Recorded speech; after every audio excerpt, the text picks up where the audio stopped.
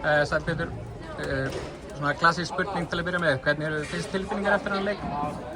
Bara svona upp og niður, ánægður með að unnum, en svona ósáttur við hvað við duttum niður á hælana í seinni hálfleik og svona, já, buðum svolítið inn í leikinn. En ég meina, vinnum 13 stiga sigur, þeir komast með þetta niður í hvað 5 eða 4 og ég sjá margt jákvætt, en líka margt sem þarf að laga.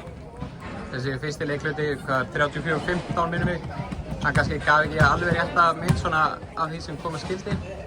Hvað var það sem var svona Nei, ég meina við vorum aggressívari til að byrja með og þeir voru ekki að setja kannski niður þau skot sem við fengum.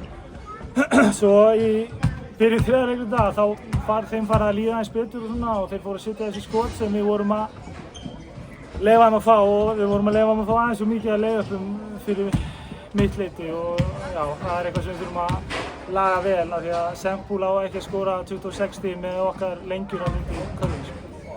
En þetta Tindastólslið sem er að spila hérna núna, það eru 7 leikmenn með yfir 10 stig sem er bara held ég nokkuð góður árangur. Myndirðu segja að þetta væri eitt af betri liðum deildarinnar í dag?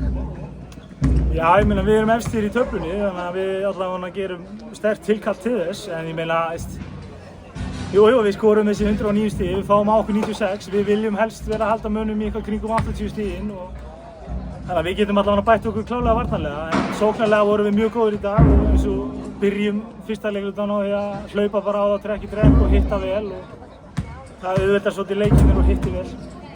Takk fyrir Pétur. Takk.